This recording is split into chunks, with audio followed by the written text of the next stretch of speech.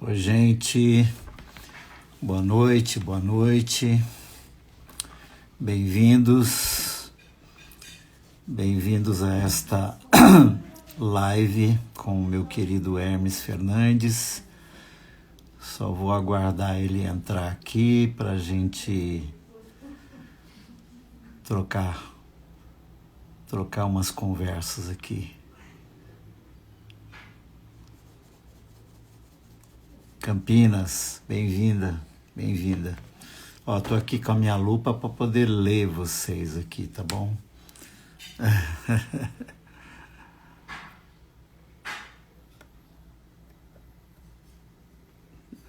Deixa eu ver. Samira tá aqui. Ana Tereza, Lucas, Igor, William, Marcel, Lia, Fátima. O Hermes entrou aqui. O Hermes entrou. Deixa eu achá-lo aqui e já trazê-lo para a conversa. Muito bem. Epa! Meu amigo. Coisa boa estar aqui com você, Brega. Tudo bem? Bom demais. Eu falei assim, esse final de semana eu vou te explorar.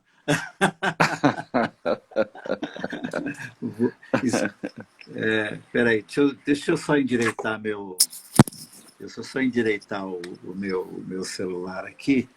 É que ele está num pedestal aqui, mas eu tô meio torto. Eu tô meio torto aqui. Agora acho que assim eu fico melhor, né? Peraí. Desculpa aí.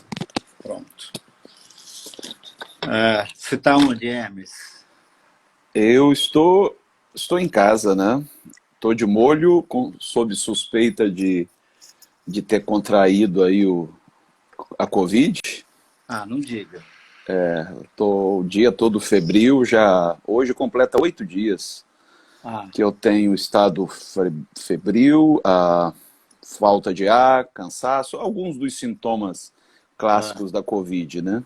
Sim, sim. Mas estou de molho, quer dizer, estou de molho entre aspas, né? Aham.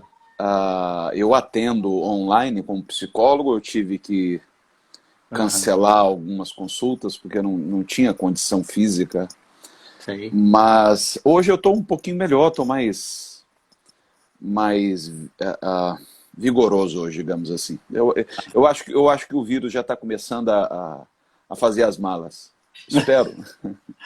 Mas você chegou a fazer o teste, não? Não. Me disseram que o teste seria bom ser feito depois do 8º dia, Tá. para não dar um falso positivo. Como hoje eu estou completando 8 dias, mas hoje aqui é feriado no Rio. Sim. Então eu estou considerando fazer amanhã. Tá. Entendi. Bom, você, pelo que eu venho acompanhando, você se cuidou, mas nem tanto, né? Assim, é que não dá para parar, Brega. Não dá para parar. Senão a Viu? gente fica entediado. Mas sabe o que é? É porque você é muito jovem, entendeu? Se fosse velho como eu, Que você ia, nada. você ia se cuidar mais. Não, eu não sou tão jovem e você também não está velho, não. Que isso? Bom, mas eu digo assim, acho que eu percebo que você está mais na ativa, digo presencialmente em alguns ambientes, do que eu. Né? Meu trabalho nessa pandemia basicamente foi aqui mesmo, no escritório, nas mídias, nas redes, né? E de julho para cá que eu flexibilizei com o núcleo familiar, até para poder conviver um pouco com meu neto, e aí abrir para uma ou outra saída. Tô fazendo caminhadas sozinhos, fora, né? E 2 ou 3 dos amigos aqui, de vizinhos, com os quais eu sentei para a gente conversar um pouco, mas não foi mais do que isso. Não aglomerei. Não aglomerei. Eu não sei, eu tenho a impressão, na semana passada, eu saí com meu filho, fomos É, ao cinema, é. já tinha, desde o início da pandemia, que eu não ia ao cinema, e eu sou um amante da sétima arte, Ah, entendi. mas É, só que a sala estava vazia, fora eu e meu filho, tinha é. máximo. Então eu não sei se foi isso, né? Eu tenho evitado shopping, evitado. De um tempo para cá eu comecei a ir esporadicamente, mas ainda assim em momentos onde haja um menor fluxo de pessoas. Cinema Sei. só fui essa vez e tem o trabalho social no lixão que a gente faz todos os meses e dessa última vez foi complicado, porque além das cestas básicas, nós distribuímos brinquedos, quase 700 brinquedos. Eu vi, eu E vi. as crianças voaram em cima, Brega. Como Então, não abraçar aquelas crianças, sabe? Eu então, fiquei numa situação. E a então, maioria absoluta sem máscara, sem então, qualquer prevenção. Aí eu me senti numa eu vi situação de vulnerabilidade muito por grande. isso, não, por isso que eu estou te falando, que você se cuidou, mas não se cuidou muito, não. E sábado tem mais. Sábado eu tô lá de novo, se Deus quiser. Você vai lá, entendi, Sábado. entendi. Bom, mas te cuida, né, amigo? Te cuida, né? Eu hoje, novamente, além de todas as tristezas desse dia, né, chegou a notícia de que a Covid levou mais um dos nossos amigos pastores aqui da região. E um querido, desses queridos antigos, sabe? Queridos antigos, preguei na igreja dele várias vezes, do meio batista, aqui da Zona Oeste de São Paulo, Paulinho. E Paulinho partiu, não deu conta, né? Ficou algum tempo na UTI e não deu conta. A família estava lá chorosa, a igreja, os amigos, enfim, desde cedo hoje convivendo com essa notícia. Foram muitos, né, Hermes, durante essa pandemia, né? A gente que lida aqui e viaja para lá e para cá, você vai fazendo amigos no Brasil e fora, né? E, e as notícias vão chegando e eu tenho dito aqui na Bendita Hora que acho que eu não tive um tempo que eu chorei tanto como tenho chorado nesse tempo, né? Acho que chorar e orar. Acho que eu nunca tive uma jornada tão longa de oração, né? E acho que nunca chorei ininterruptamente, assim, à medida que as notícias chegam, enfim. Tempos bem difíceis, não há dúvida quanto a isso. Escuta, bom, primeiro a ideia dessa nossa live é preparar para a nossa reunião de domingo, né, para as pessoas que vão estar domingo com a gente na sala do Zoom, saber um pouco mais de você, embora você é bem conhecido, já esteve aqui conosco, enfim, mas sempre há um ou outro, né, que quer saber um pouco mais, quer ter um pouco mais de intimidade, né? Até teve uma querida que está caminhando com a gente aqui, que mora aí no Rio de Janeiro, ela falou assim, eu acho que ele é meu vizinho. Eu acho que ele é meu vizinho. Aonde que você mora exatamente aí no Rio? Eu estou morando no Meier, Ah, no zona Meia. norte, zona norte do Rio. Conheço o Meia, perto do Lins ali. Sim, eu moro na divisão entre o Lins e o Meier. Ah, pô, conheço, lembro. Perto Nós- aqui do Hospital Marcílio Dias, que é o Hospital da Marinha. Isso, exatamente, exatamente. Eu conheci, na época, eu frequentei por várias vezes, preguei na Igreja Batista do Lins, que era, Sim. na época, o Vitor Hugo era o pastor, na década, final da década de 80, começo da década de 90, por aí. Aí no Meia, no Lins. Ah, entendi, que legal. Não é perto do Recreio, não. Não, é Não, bem longe do é bem Recreio. longe, bem Sim. longe. O Recreio fica na zona oeste do Na Rio. Zona Oeste. Tá, Isso. tá, tá. Bom, eu falei na Zona Oeste como se eu entendesse o Rio de Janeiro nesse. Não entendo coisíssima alguma. Conheço o Rio e gosto muito do Rio. Gosto muito do Rio, amo o Rio de Janeiro. Mas eu não sei me localizar dessa forma, não.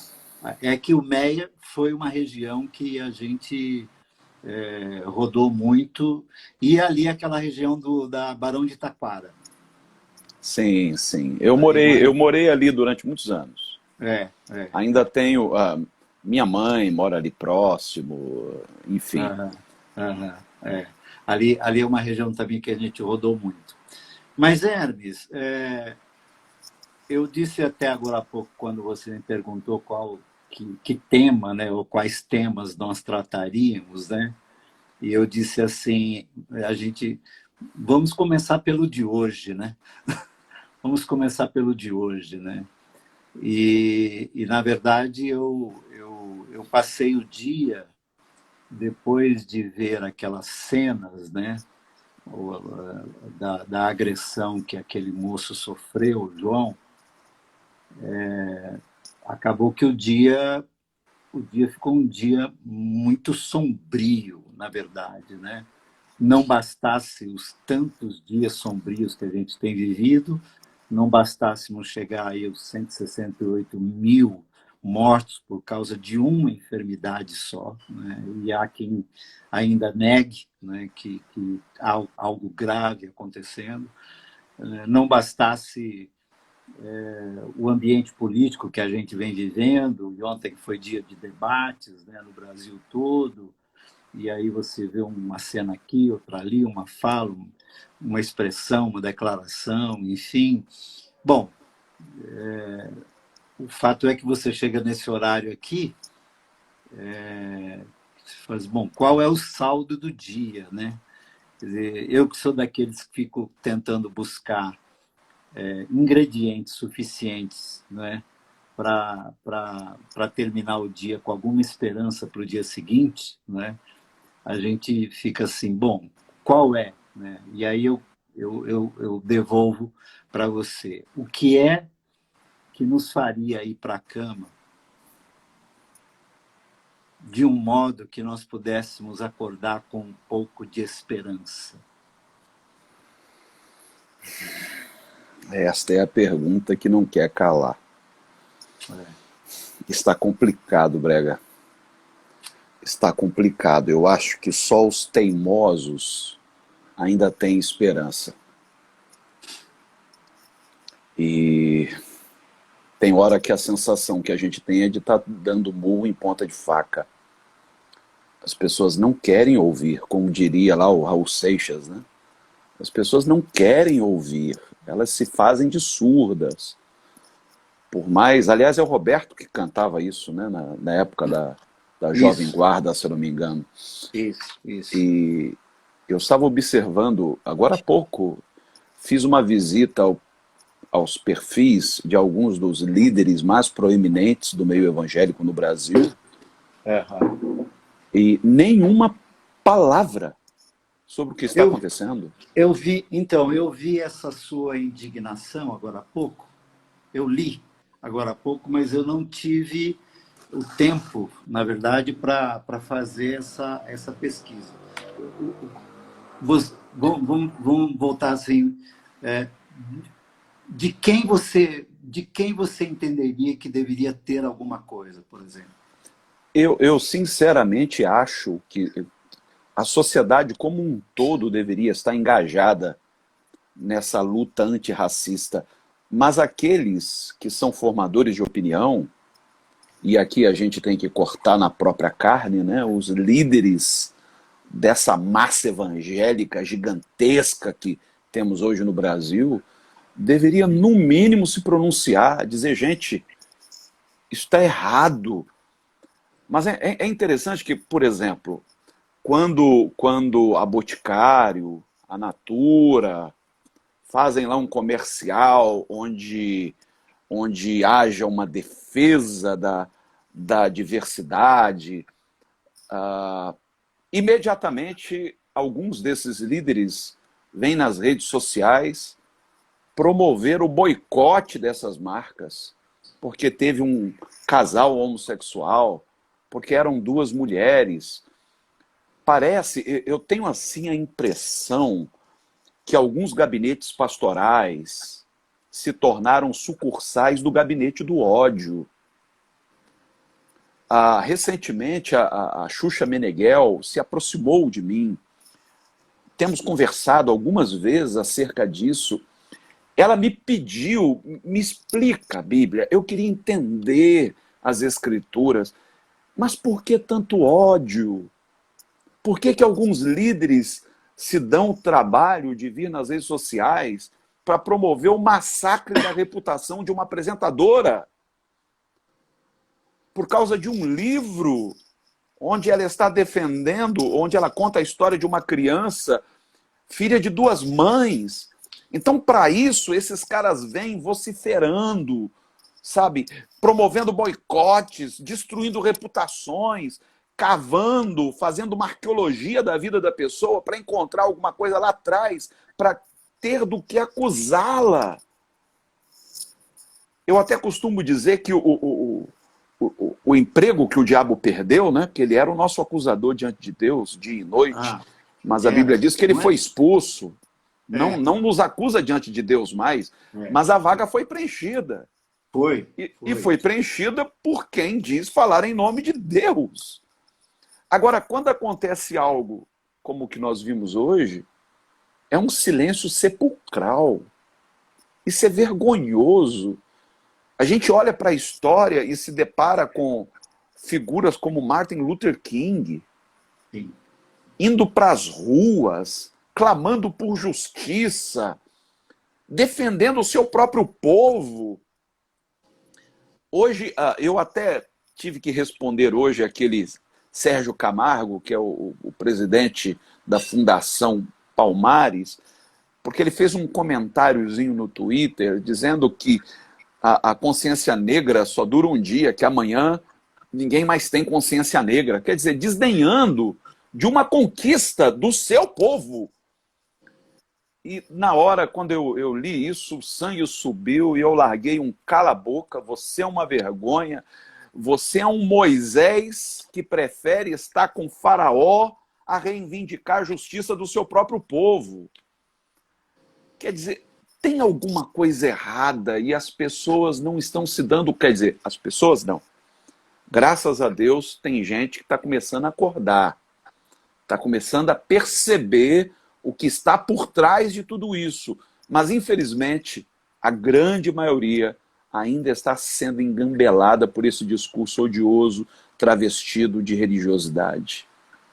Então, dentro disso que você falou, bom, primeiro eu tinha feito a pergunta a você assim, o que é que pode nos trazer esperança? Fazer-nos acordar amanhã com esperança, e eu queria manter essa perspectiva até, vamos dizer assim, até domingo. Até domingo. Porque estes temas que nós estamos tratando e que você está discorrendo, eles são altamente vamos dizer assim, contra a esperança, né? Eles roubam-nos as esperanças, eles sugam a esperança, né? Eu queria manter essa questão da esperança em perspectiva, né, para você ir colocando um ou outro ingrediente esperançoso, não é? Mas, ao mesmo tempo, porque sei que essa é a tua veia, a tua pena, né, a tua escrita e a tua pegada, né, ela é contundente nesse sentido, e eu gosto, te leio o tempo todo, não é? Quando você fala dessa liderança e dessa igreja, você está falando de um movimento tido como evangélico, né? Tido como evangélico, mas que há muito tempo vem abrindo mão, né, do evangelho. Mas, ao mesmo tempo, que nem hoje, tanto você quanto alguns outros, não é, se manifestaram, né? Há quem está se manifestando. Mas nós temos um problema de que parece-me que a igreja mais visível é a que menos se compromete nesse sentido, ou quando se compromete do modo como você denunciou, não é? Mas você tem assim, você tem um grupo, né? Você tem gente hoje que está levantando essa bandeira, que vem fazendo o seu trabalho nesse sentido, com menos visibilidade, às vezes quase no anonimato, não é? Mas que dá um testemunho vibrante nesse sentido. Faz a diferença entre uma e outra, né? Do que é que nós estamos falando? De quem é que nós estamos falando? Às vezes a gente é pego pela mesma síndrome que pegou Elias de jeito, né? Quando ele se escondeu lá na caverna e chegou a fazer uma oração suicida. Quer dizer, o cara perdeu completamente a esperança. E disse, Senhor, eu não sou melhor do que meus pais, eu já fiz minha parte e só sobrou eu. Isso é desesperador. A gente achar que não resta mais ninguém, que todo mundo se vendeu.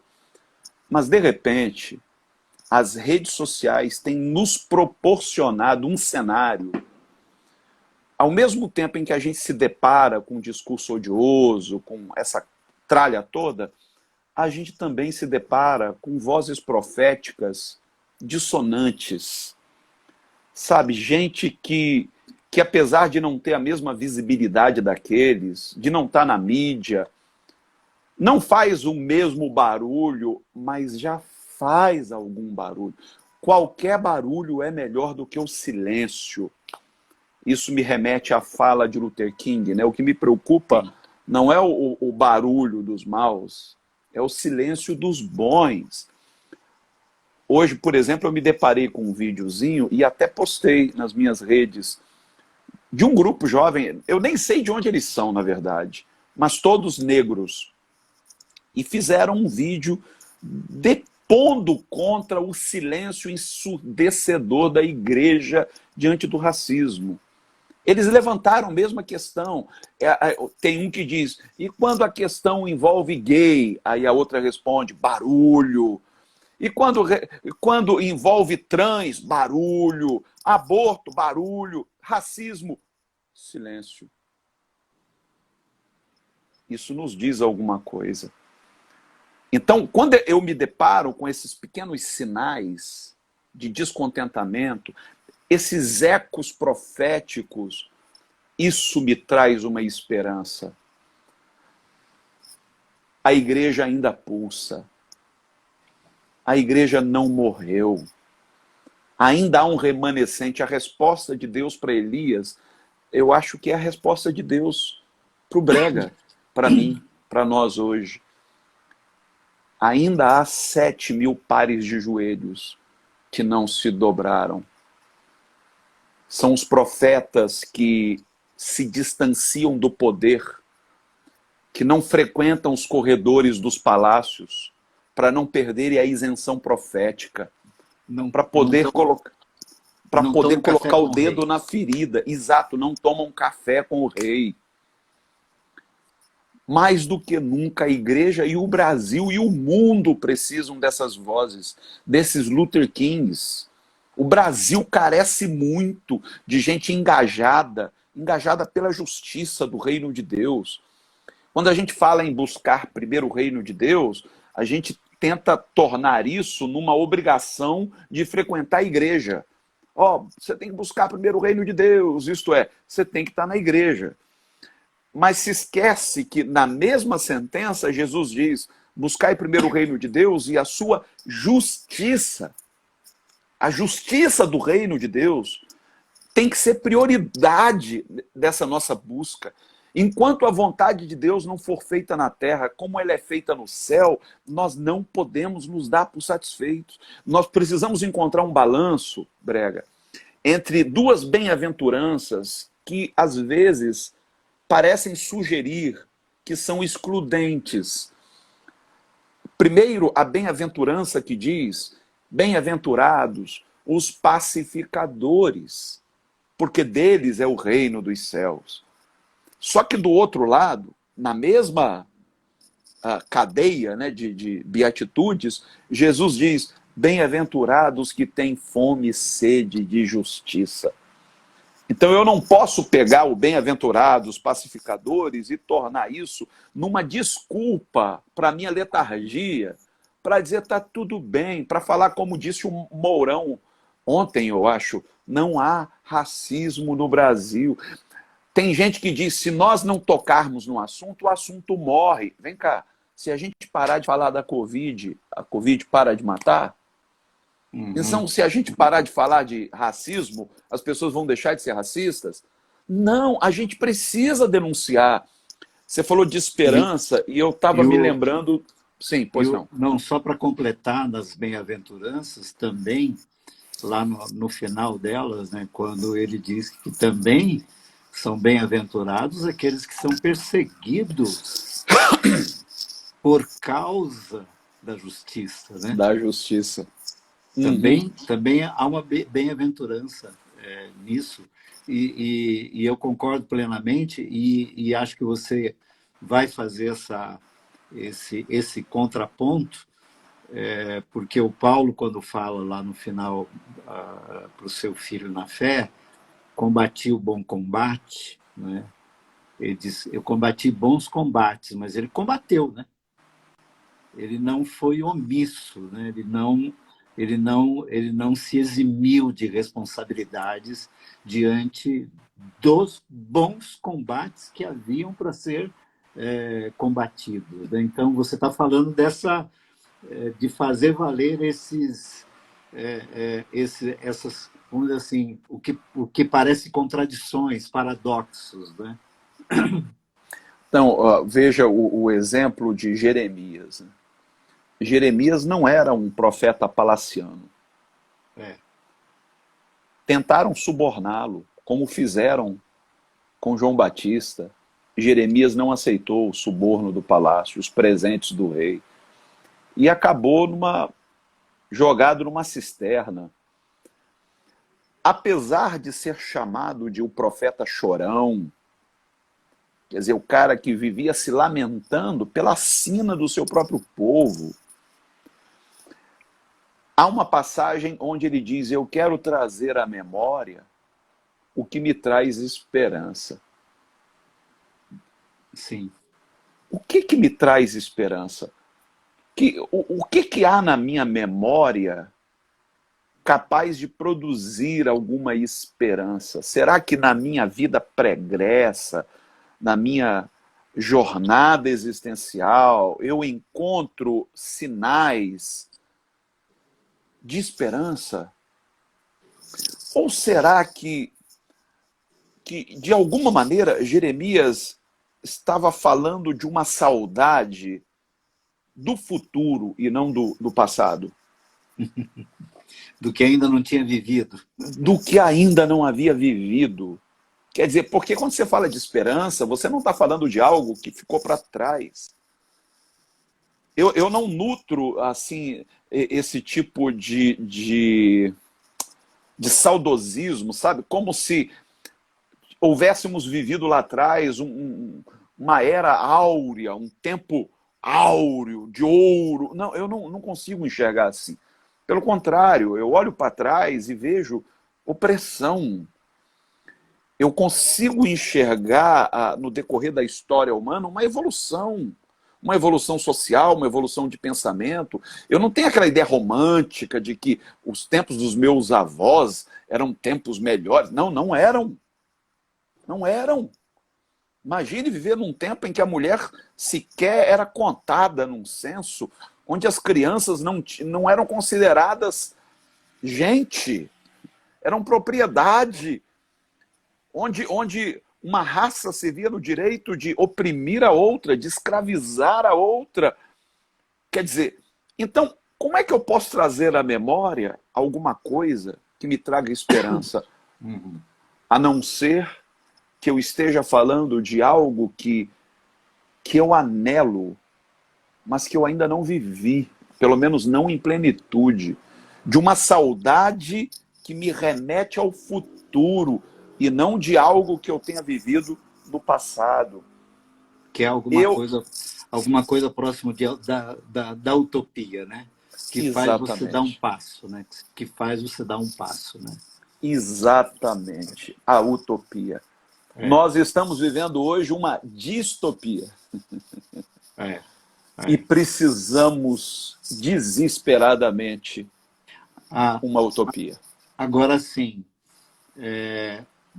nós fazemos essa reivindicação coletiva, isto é, que nossas comunidades, ou que as comunidades da fé, a comunidade da cruz, a comunidade do amor, a comunidade da esperança, que é a Igreja do Senhor Jesus Cristo na Terra, enquanto comunidade, se dar conta daquilo que ela precisa admitir, daquilo que ela precisa se arrepender, daquilo que ela precisa confessar, né? Se formos continuar falando, por exemplo, do racismo, aquilo que é conhecido como racismo estrutural, que acomete, inclusive, as instituições religiosas, as mais dignas até, ainda são acometidas, né, por isto. Mas me diz uma coisa, Hermes, que nem você falou agora há pouco, que sábado você vai estar lá de novo junto àquelas crianças, né? E eu estou aqui nessa pandemia acompanhando de longe os movimentos que estão acontecendo com a população em situação de risco aqui na Missão Sena, onde nós lidamos há mais de 30 anos. Eu, para me guardar, não fui presencialmente lá, mas estou acompanhando diariamente o atendimento, enfim. O que uma pessoa, aí vamos colocar assim, ok, de repente eu estou num ambiente que não há um projeto, um programa, não se organizam em torno de, em busca de, em função de, enfim. Mas eu compreendo, eu ganhei a compreensão, né, de quem eu sou e de qual é a minha responsabilidade. Qual que é a atitude de um seguidor de Jesus de Nazaré com essa consciência, independente do ambiente em que ele está, institucionalmente falando, ou mesmo em comunidades não tão institucionais, mas que acabam não tendo nenhum tipo de projeto com facilidade para engajamento. E aí você tem um sem número de pessoas, eu queria até me envolver, mas eu não sei, não vi, não conheço, não fui convocado, enfim.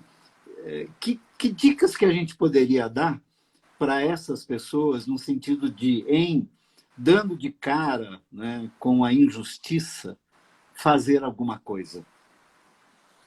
Bem, eu acredito que haja duas opções. Uma é tomar iniciativa. Se ninguém está fazendo, eu faço.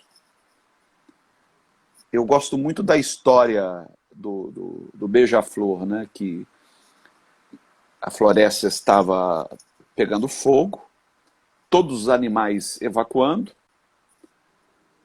e de repente o leão se depara com um beija-flor voando na direção contrária. E diz: você está louco, rapaz, está todo mundo evacuando a floresta, ninguém quer ficar aqui, vai todo mundo morrer. E o beija-flor então diz: não, eu vou ajudar a apagar esse incêndio. Mas vai ajudar como? Com a água que eu trago no bico. E você acha que essa água que você traz no bico vai resolver alguma coisa, rapaz? E o beija-flor disse: pelo menos eu vou estar fazendo a minha parte. Se cada um que está fugindo da floresta fizesse a sua parte. Então, hoje, em tempos de redes sociais, todo mundo tem voz. Todo mundo tem um grupo para ouvi-lo. Quer dizer, você pode ser uma voz profética dentro da sua rede de relacionamentos para chamá-los à consciência. E quem sabe dar um start, iniciar uma mobilização, ainda que tímida inicialmente, mas que lá na frente possa repercutir, tomar um outro corpo. E uma segunda opção seria buscar ajudar a quem já tomou alguma iniciativa. Um exemplo que eu acho muito interessante é o de Paulo, né? Quando Paulo está na ilha de Malta, depois de um naufrágio, e toda a tripulação do navio foi parar naquela ilha e foi acolhida pelos nativos. Estava muito frio e os nativos então acenderam uma fogueira para aquecer os náufragos. E quando Paulo viu que a fogueira começava a diminuir, né, a se extinguir, ele se levantou, foi para o meio da mata, catou alguns gravetos e veio alimentar a fogueira. Uma fogueira que não foi ele que acendeu. Quer dizer, se eu não tenho condição de acender uma fogueira, que tal buscar identificar fogueiras que já estão acesas e algumas quase se extinguindo por falta de quem as alimente? Tem muita gente boa fazendo alguma coisa, só que nessa hora não dá para ser corporativistas. Pode ser que eu ajude a alimentar a chama que foi acesa, digamos, por um grupo espírita, por um grupo católico romano, ou até por um grupo de ateístas que se mobilizaram, que estão fazendo alguma coisa pelo seu semelhante. E o meu papel ali não é aproveitar a deixa para fazer proselitismo, é ajudar a alimentar aquela chama para que ela não se apague. Se todo mundo fizer um pouquinho juntos, a gente vai conseguir fazer muito. Você não acha, porque essa é uma observação que eu faço, talvez devamos até falar um pouco sobre isso, que nós estamos, ao mesmo tempo,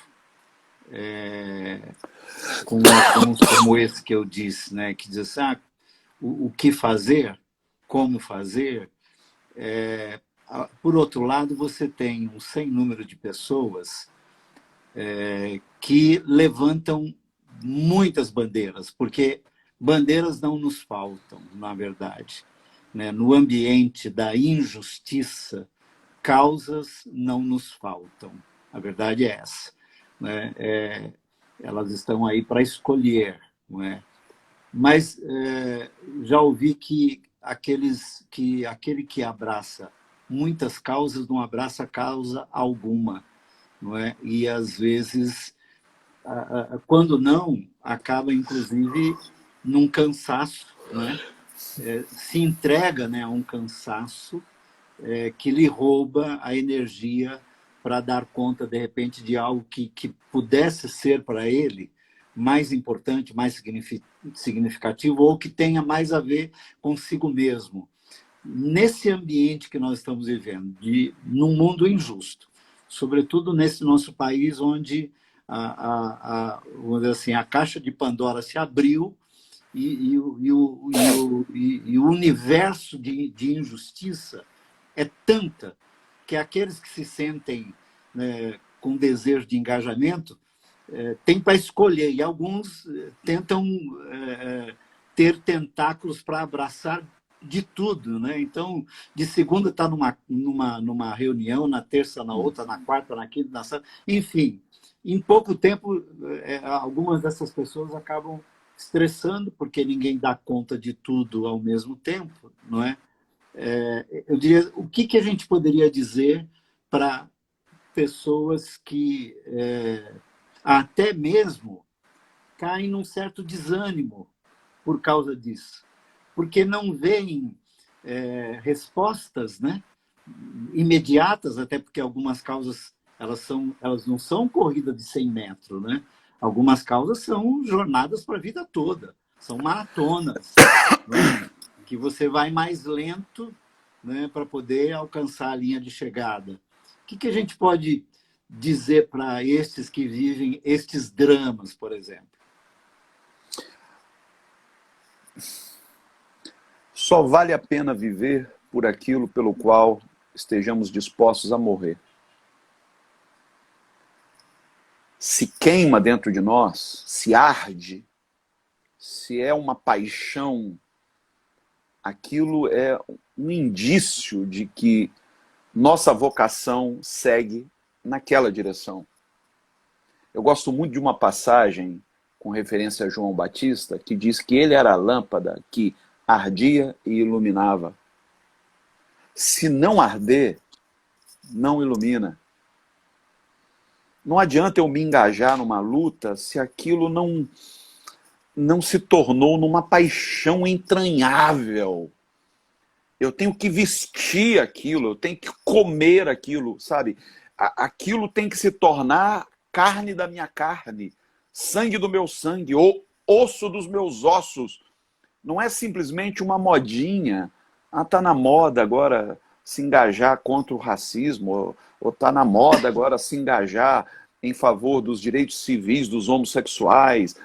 Não é questão de modismo, é questão de convicção e paixão. Quando a gente consegue fazer essa química é explosiva.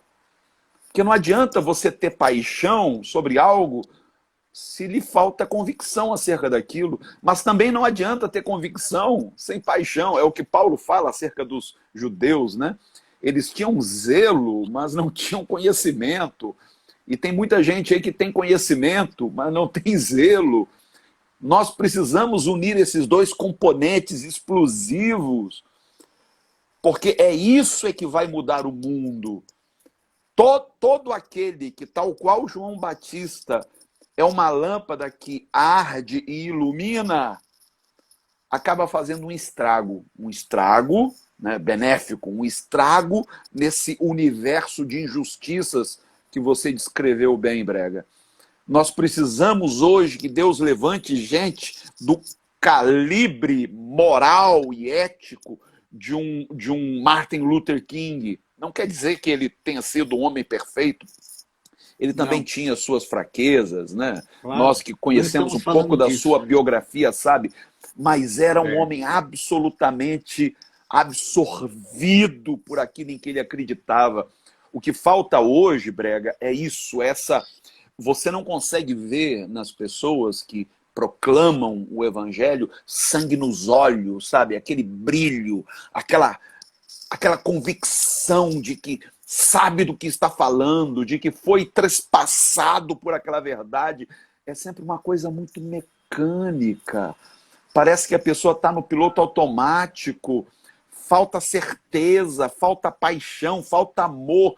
E como é que as pessoas vão acreditar no que estamos pregando se o que sai da nossa boca não sai aquecido pelo amor? Como é que as pessoas vão embarcar nessa canoa se quem as convida a embarcar nem tem certeza do que está fazendo? Então é mais do que necessário que a gente consiga empreender uma jornada em que paixão e convicção se unam nessa química explosiva e poderosa. Você falou a palavra e eu vou incluir nisto com um comentário da minha parte, assim, né? Desde sempre me inspiraram aqueles que no dizer de Jesus seria do tipo assim, que lançaram a mão do arado e não olharam para trás, né? E nem ficaram mudando daqui para ali, né? Como que não tivessem convicção, né? Eu sempre admirei demais, e alguns deles, né, hoje nós nos tornamos amigos, nos tornamos próximos, né?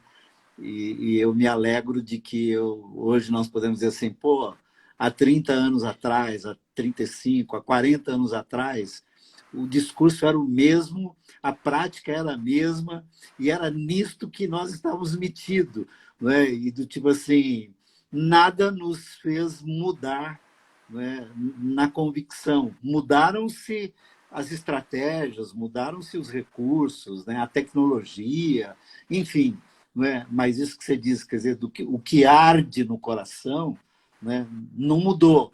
E aí você colocou essa coisa do amor, não é? Que é uma... Eu gosto muito daquela expressão do sábio, né?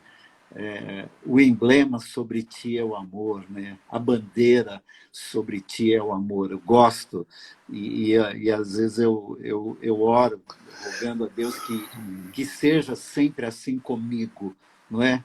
Como você usou a palavra, a expressão amor, e ao mesmo tempo você falou de sangue nos olhos, né?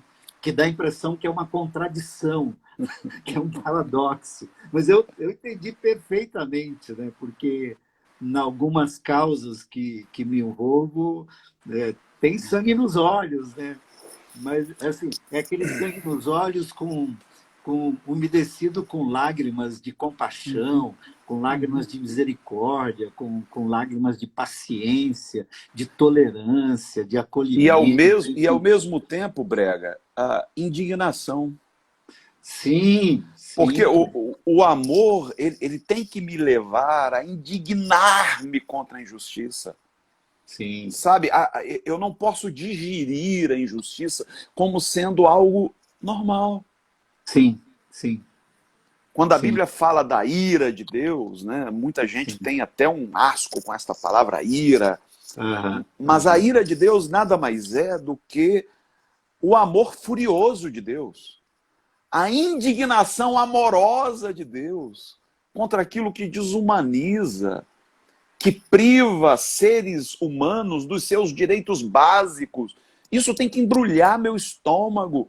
Então, eu não posso sair ao campo, sair à guerra apático, como se eu fosse um robô. Não, sangue nos olhos que eu digo.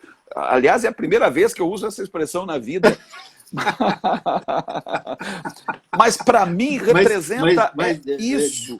desculpa interrompê-lo. E eu quis chamar a atenção porque na sua fala você usou as duas expressões na mesma intensidade. Então é por isso que eu queria chamar a atenção para você discorrer a esse respeito. Você imagina Jesus entrando no templo em Jerusalém?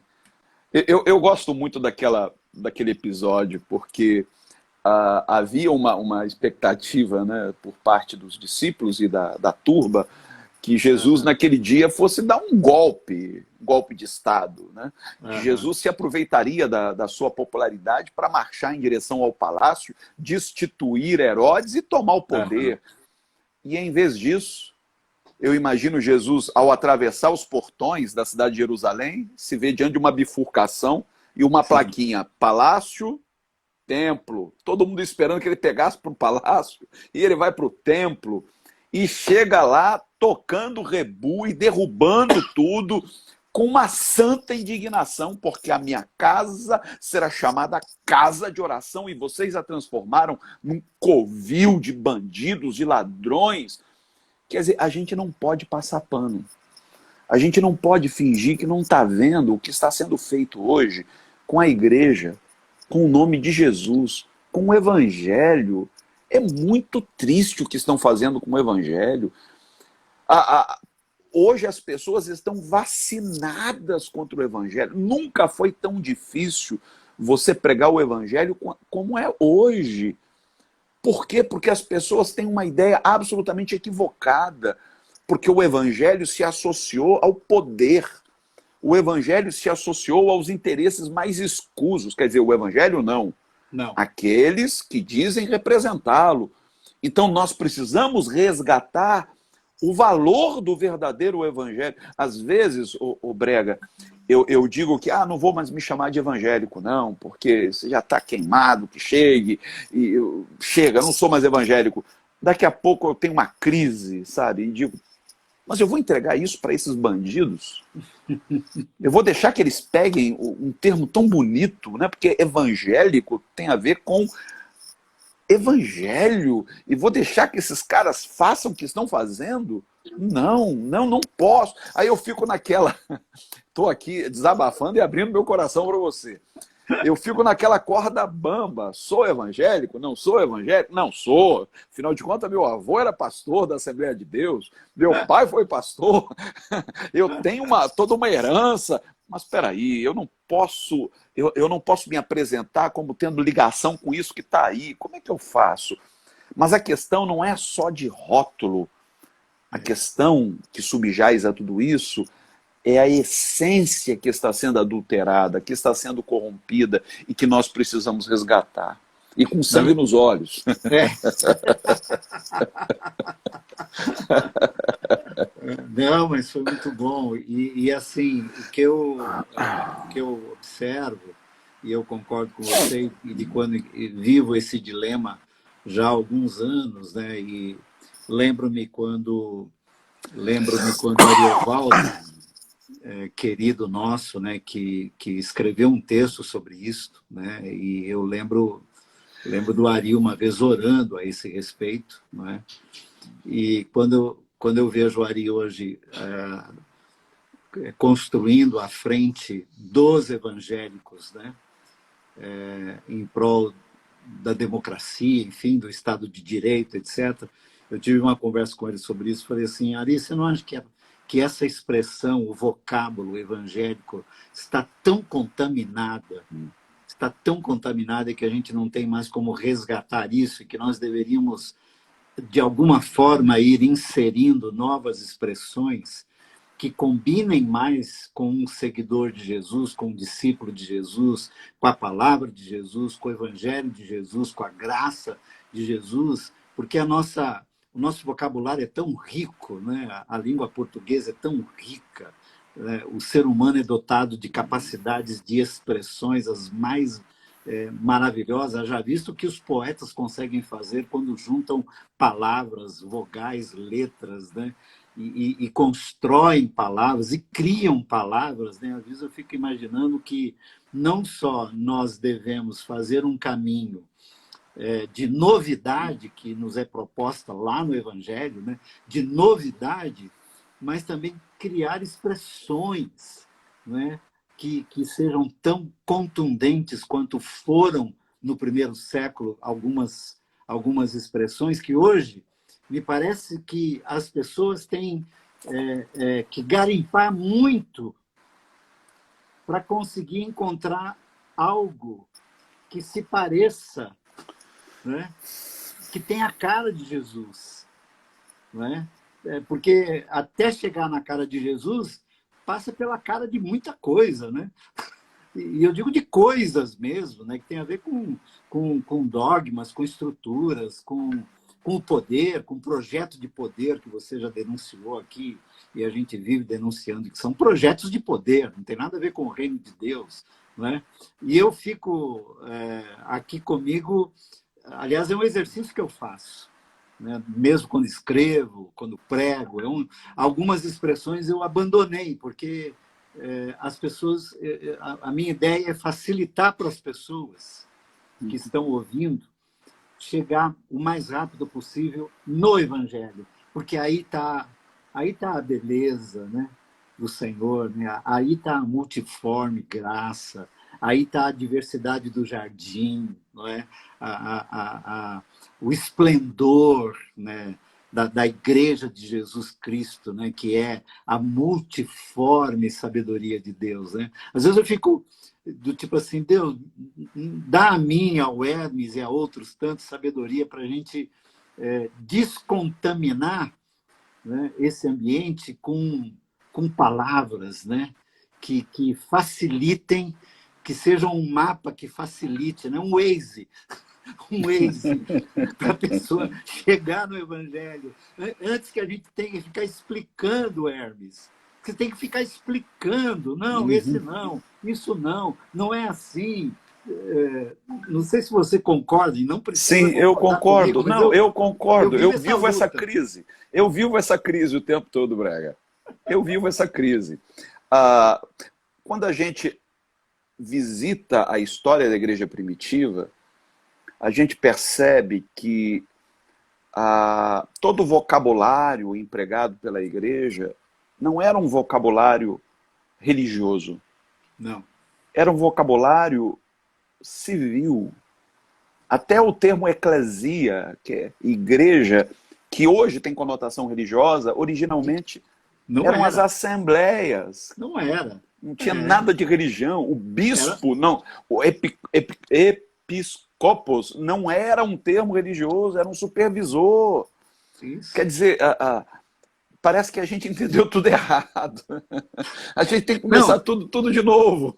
E tinha, eu gosto muito daquela expressão da qual Caio extraiu para denominar o nosso movimento, né, o caminho, né? Mas tem aquela expressão assim, quem são estes, né? Quem são estes que quando chegam no lugar alvoroçam, né? Eles causam algo, uma presença que não tem como não observar, ver, sentir, né? Quem são esses, né? Essa era uma expressão comum dos primeiros irmãos, né? Porque como eles chegavam, não é? Aquela coisa de bacia, água e toalha, né? Bacia, água e toalha, cuidando das viúvas, dos órfãos, dos que vinham das guerras, né? Dos feridos, dos injustiçados, enfim. E eles causavam um alvoroço, não é? Que as autoridades não tinham como não ter que ir lá ver o que é que estava acontecendo. E, geralmente, quando chegavam, não tinham o que fazer. Às vezes, os prendiam, não é? Como Jesus foi preso, né? Foi preso por quê? Não é? Por quê? Qual foi o motivo? Né? Porque o alvoroço que eles causavam era um alvoroço bem-vindo, necessário, não é? Muito diferente dos alvoroços que se cria hoje em o nome, né, o santo nome do Senhor, né, que não condiz, evidentemente, com o Evangelho. Né?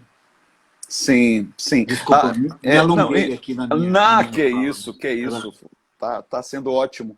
A primeira vez que os cristãos foram chamados cristãos, não foi algo que eles se auto-intitularam. Aliás, foi em Antioquia, né? E alguns dizem que era em tom jocoso. Porque cristão, apesar de na nossa língua parecer superlativo, na verdade é diminutivo de Cristo, é cristinho. Pequenos cristos. Então, o que aquele povo, a maneira como aquele povo começou a chamar os discípulos de Jesus de maneira pejorativa, jocosa, acabou pegando. Acabou pegando. Recentemente, eu gosto muito da cultura viking, eu gosto de assistir filmes e séries, tudo sobre vikings. Enfim, e eu vim descobrir que os vikings jamais se chamaram a si mesmos de vikings. Era assim que outros povos os chamavam, eles nunca se chamaram assim. Então eu acho que a gente não deveria nem se preocupar muito com como seremos chamados, mas em como seremos conhecidos. Jesus diz que o mundo nos reconheceria se nós nos amássemos uns aos outros. Não, é isso. Então não é uma credencial, não é um CNPJ, uma placa. Definitivamente não. Definitivamente.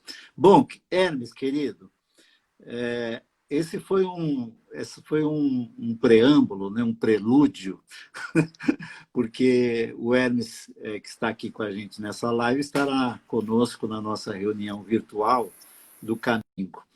E aqueles todos que estão nas minhas mídias vão receber o link, uma hora e meia antes, eu já mando o link para a gente entrar na sala. Eu estava vendo aqui alguém perguntando se esta live vai ficar gravada. Sim, vai ficar gravada aqui no meu Instagram, vai para o meu YouTube, vai para as minhas mídias e provavelmente para as mídias do Hermes também. Então, vai ser fácil encontrar essa nossa prosa, que para mim, ela, como sempre foi nossos encontros, embora tenham sido poucos, né?